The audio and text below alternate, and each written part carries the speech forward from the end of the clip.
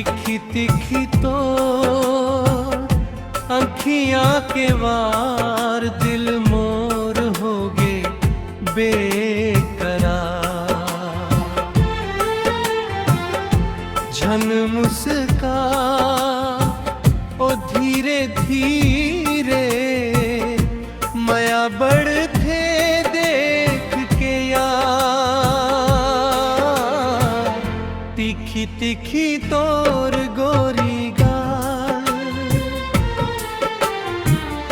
लागे गुलाब के फूल तोर माया माँ डूब गे हवा। अब नहीं लागे सुकून।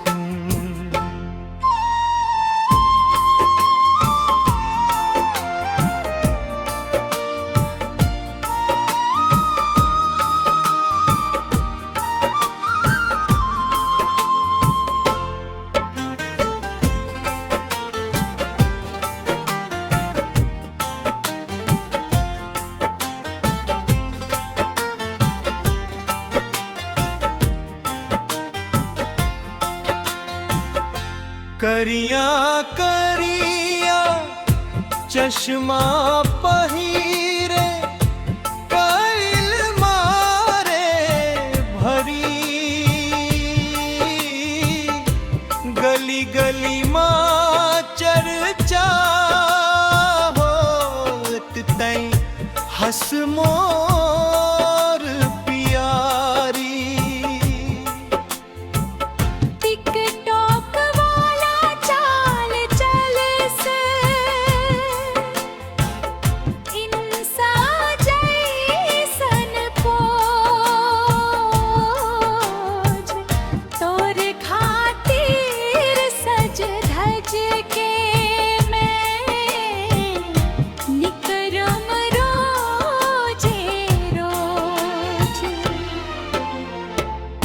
तिखी तिखी तोर अंखिया के वार दिल मोर होगे बेकरार।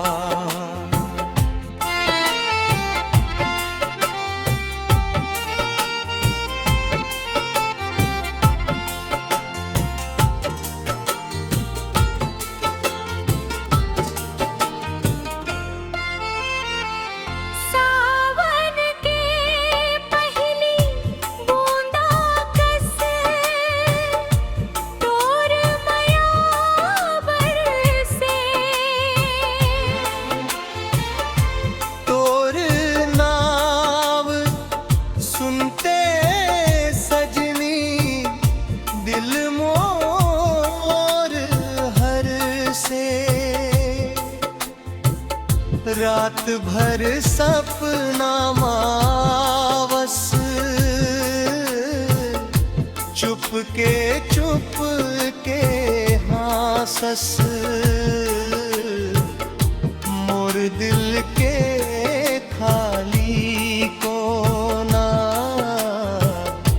माया ले भर डर डारस।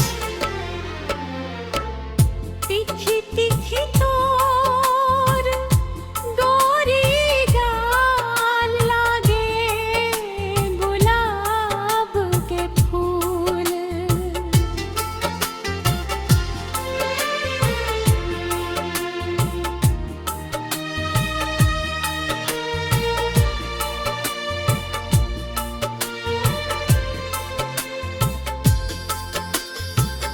राजिम मेला घूमे जाबो संग संग खाबो चाट। तोर बिना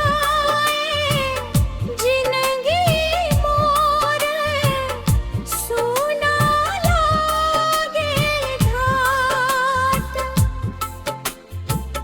तोर माया के रंग चढ़े हैं नहीं उतराय कभू। तिखी तिखी मोर रात रही बेसंग अबड़ दिनू तीखी तीखी तो अंखियां के वार दिल मोर हो गए बेकरार